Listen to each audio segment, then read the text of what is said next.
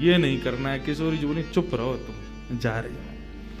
किशोरी जी आगे आगे बढ़ती जा रही हैं, अपनो पाम धरवे जा रही है सूरदास जी के सुंदर अंग पे।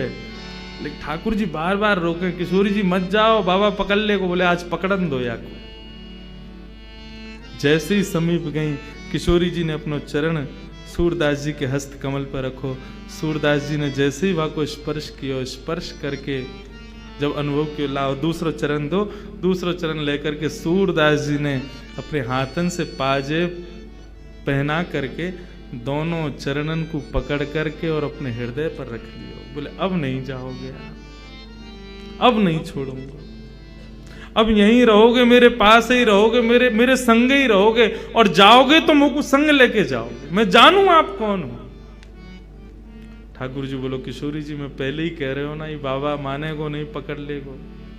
किशोरी जी के नेत्र सजल है। बोले अब या बाबा को समय आ गयो, लाल जी या को दर्शन दो। ठाकुर जी गए सन्मुख। बोले बाबा कहा चाहिए? बोले कछु ना चाहिए, केवल हरि दर्शन की प्यासी अखियां, बस आप दोनों के युगल स्वरूप को दर्शन कर लूं, मेरा जीवन वही में ही आनंदित है जाएगा।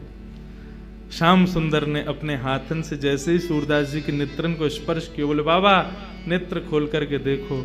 जैसे ही सूरदास जी ने नेत्र खोले हैं, सामने युगल स्वरूप खड़ो भयो है। सूरदास जी पर कृपा करवे के काजे दोनों श्यामा श्याम खड़े करके मंगल दर्शन प्रदान कर रहे हैं। सूरदास जी एक एक अंग को दर्शन कर रहे हैं, आनंदित है रहे हैं, नृत्य कर रहे हैं, झूम रहे हैं, गा रहे हैं, बार बार प्रणतिपात निवेदन करके प्रणाम कर रहे हैं। ऐसो सुंदर युगल स्वरूप को दर्शन करके सूरदास जी आनंदित है गए। दोनों से कही अपने बरदस्त मेरे सिर पर धर दो, अपने चरणन की रज मेरे माथे से लगाए दो और मुंह पे कृपा कर दो। कहा कृपा करें? कर तो दई, दर्शन दे तो दिए। सूरदास जी बोले ना, मुंह को फिर से नेत्रहीन बनाए दो। जिन नैनन में आप बस गए, उन नैनन से अब दुनिया को ना देखना चाहूं मैं। आप कृपा करके मुंह को फिर से नेत्रहीन बनाए दो। ऐसी करुणामयी है श्री किशोरी जी। मोहे तो भरोसो